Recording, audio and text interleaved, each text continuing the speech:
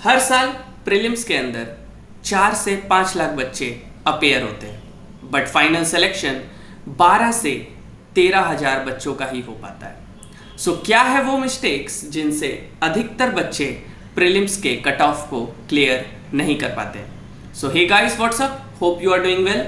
और आज के इस वीडियो में हम डिस्कस करेंगे 10 डेडली मिस्टेक्स के बारे में जिसे आप भूल कर भी नहीं कर सकते अगर आपको यूपीएससी प्रीलिम्स के अंदर सक्सेस रेशियो हिट करना है और प्रीलिम्स को क्लियर करना है।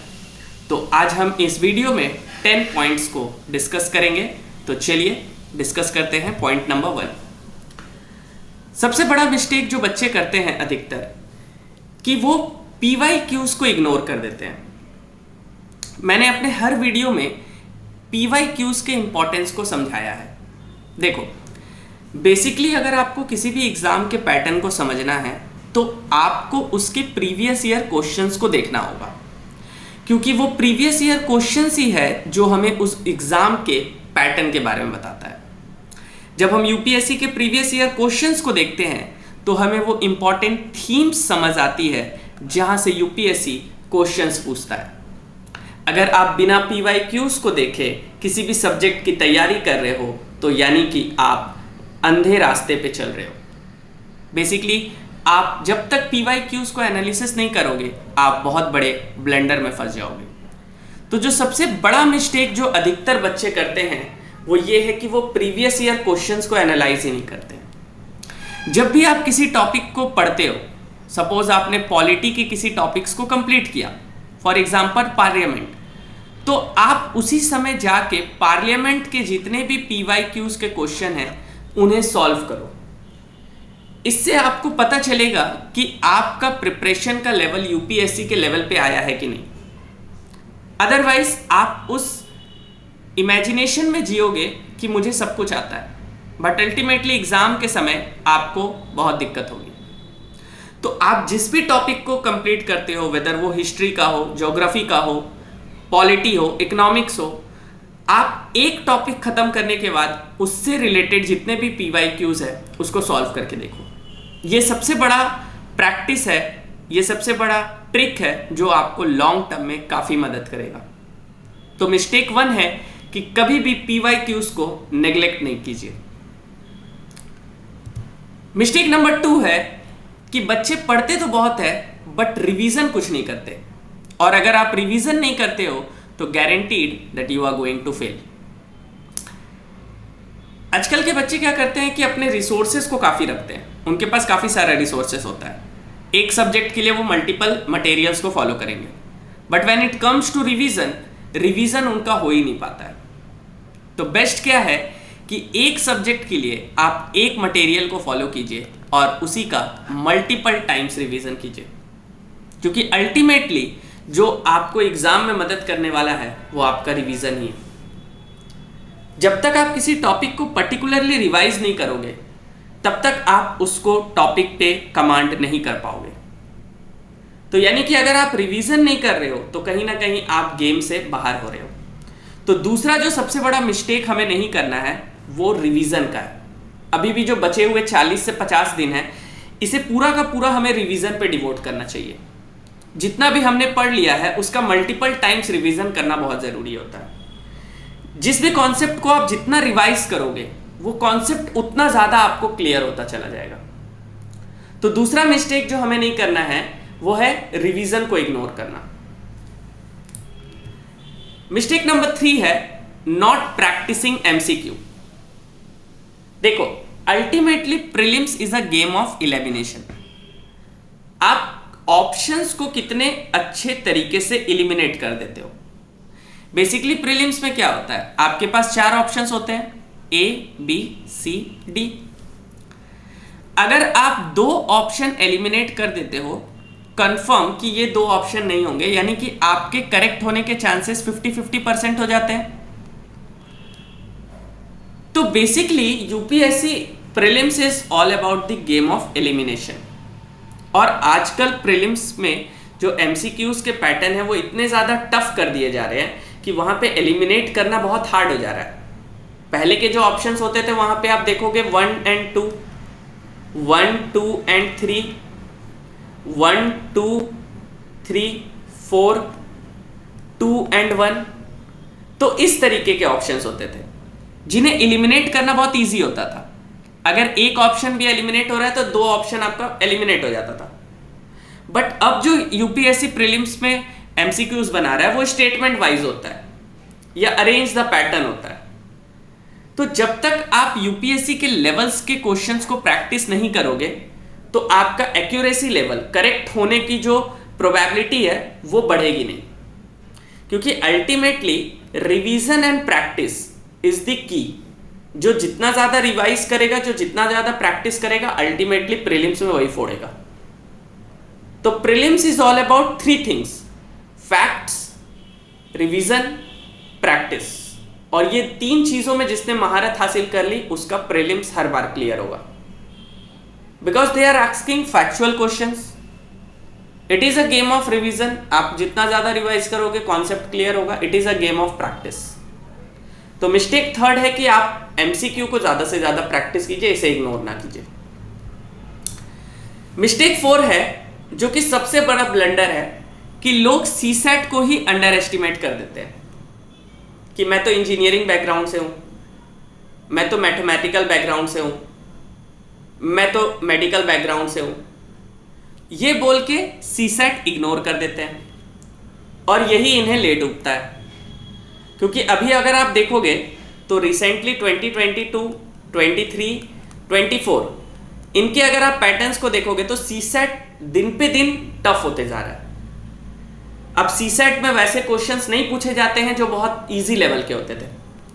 बहुत बड़े बड़े स्टेटमेंट्स दिए जा रहे हैं, उस स्टेटमेंट को आपको एनालाइज करना होगा, एनालाइज करने के बाद आप उसके आंसर पे पहुंच पाओगे।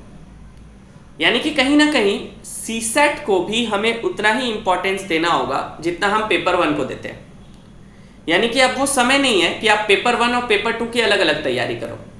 अगर आप दिन में 4 घंटे पेपर 1 पढ़ रहे हो तो एटलीस्ट 1 घंटे पेपर 2 को भी आपको देना पड़ेगा। तो द पॉइंट इज दैट कि सीसैट को आप कभी भी इग्नोर करके मत चलिए। Mistake number 4, that is too many books. Again, बहुत सारे सोर्सेस को फॉलो करना। Stick to limited sources. Polity के लिए M Laxmikanth plus NCERT, this are enough. लेकिन कई बच्चे क्या करेंगे, डीडी बसु भी पढ़ेंगे, बेयर एक्ट्स भी पढ़ेंगे, आईपीसी सीआरपीसी भी पढ़ेंगे। You are not preparing about law. आप यूपीएससी की तैयारी कर रहे हो। यूपीएससी में आपके रिसोर्सेस लिमिटेड होने चाहिए। हिस्ट्री के क्वेश्चन अगर किसी डिफरेंट बुक से एक साल पूछा गया तो लोग उस बुक को कीन के ले आएंगे। अब वो 800-900 का पेज है और उसके लिए आप मेडिवल पूरा पढ़ रहे हो।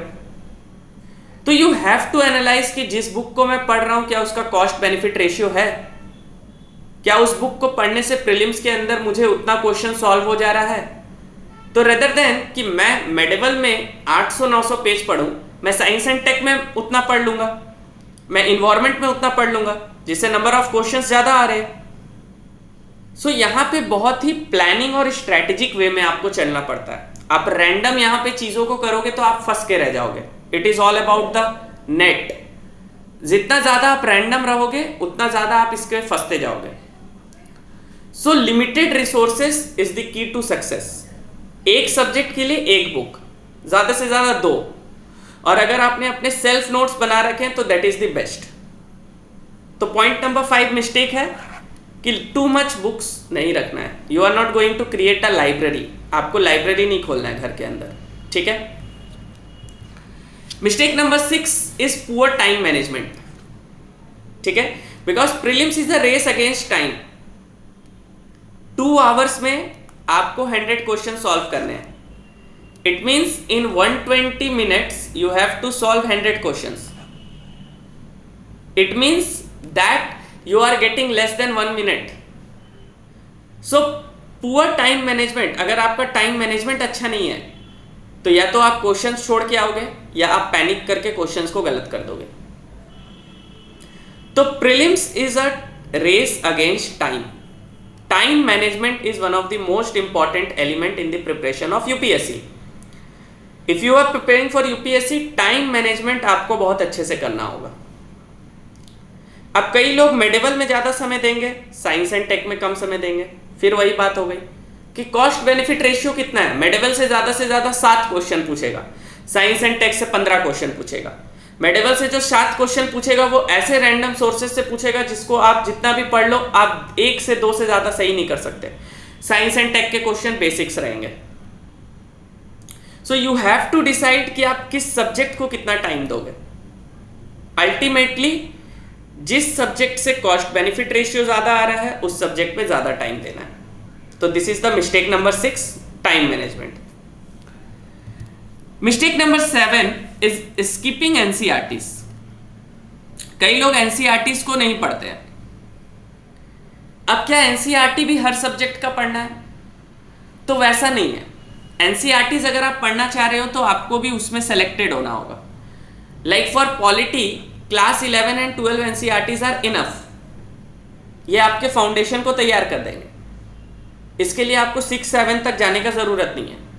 But the key is that कि एनसीईआरटीज आपके फाउंडेशन को फॉर्म कर रहे हो. जब आप एम लक्ष्मीकांत पढ़ रहे हो तो उससे पहले अगर आप एनसीईआरटी पढ़ लोगे तो आपको पता चल जाएगा कि लेजिस्लेचर, एग्जीक्यूटिव और जुडिशरी में क्या डिफरेंस होता है.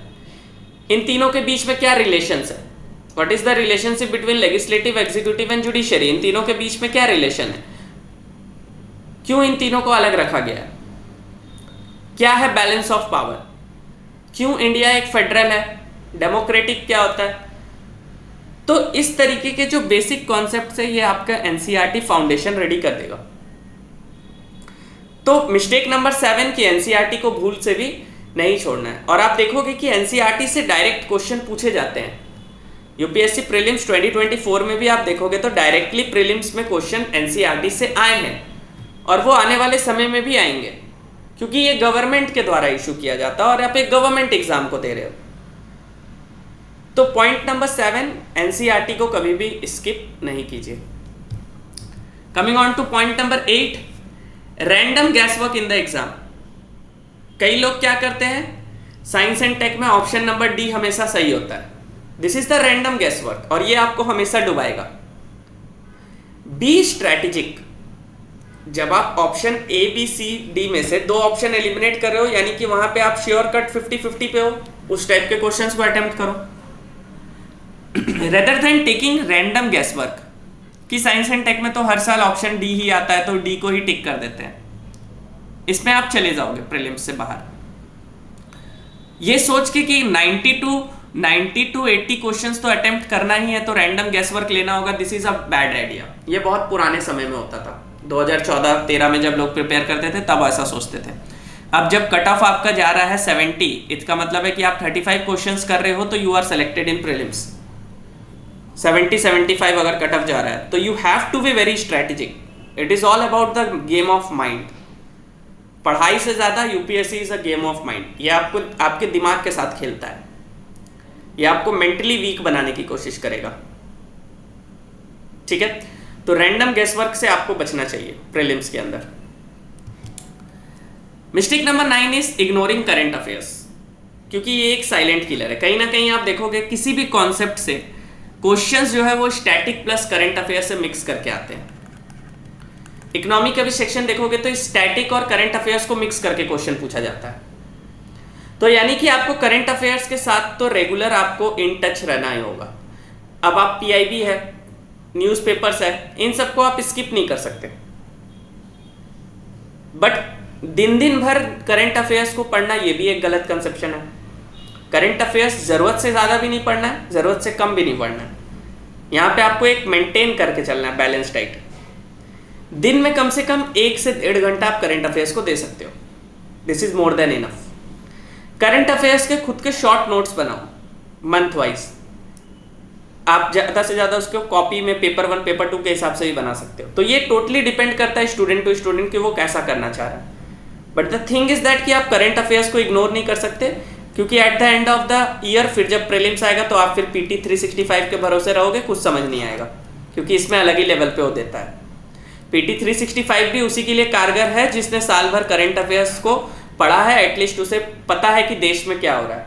आप सोचोगे कि मैंने साल भर करंट अफेयर्स नहीं पढ़ा और एट द एंड में पीटी 365 पढ़ के चला जाऊंगा, मेरा प्रीलिम्स हो जाएगा, तो आप मिथ में जी रहे हो, आप अपने आप को बुड़बक बना रहे हो और किसी को नहीं। तो मिस्टेक 9 है कि करंट अफेयर्स को अच्छे से करके जाना है। And last but not the least, neglecting health and mindset, क्योंकि मैंने आपको ऑलरेडी बोल दिया कि UPSC is all about the game of mind. Stress लोगे, अच्छे से नहीं सोगे, बर्नआउट हो जाओगे, कुछ नहीं होने वाला है। You have to fight every day. ये जो युद्ध है इसमें आप खुद से लड़ रहे हो, हर दिन आप हारते हो, हर दिन आप जीतते हो। So it is a game of mind and health. तो हेल्थ से कॉम्प्रोमाइज मत कीजिए, ये एक एग्जाम ही है, हेल्थ से ज़्यादा ऊपर नहीं है। कई लोग क्या करते हैं कि इतना ज़्यादा प्रीलिम्स को लेके पैनिक हो जाते हैं। अभी जैसे जैसे समय आएगा लोग पैनिक होंगे, आपको लगेगा कि जितना पढ़ा था साल भर सब भूल गया, ब्लैकआउट हो जाओगे। बट स्ट्रेस पे नहीं आना है, क्योंकि अल्टीमेटली आपको क्या करना है, यूपीएससी आपको स्ट्रेस में ही डालना चाह रहा है, क्योंकि ये आपका पेशेंस लेवल को चेक करेगा। After all you are going to become a bureaucrat, so stress तो आपके ऊपर 24 घंटा रहेगा। So are you able to take that risk और not, that is going to be checked by UPSC. UPSC is not going to check your knowledge, क्योंकि आप already knowledgeable हो, आपने ग्रेजुएशन किया है, किसी के पास बीटेक डिग्री है, किसी ने पीएचडी किया है, बड़े बड़े स्कॉलर्स आते हैं, तो ऑलरेडी नॉलेज तो सबके पास है जो भी प्रिपेयर कर रहा है। 90% स्टूडेंट के पास नॉलेज तो होता ही है। UPSC is going to check that stress factor, जो ये ले लेगा that is going to be a successful attempt. So this is all for today, till then take care, keep learning, जय हिंद।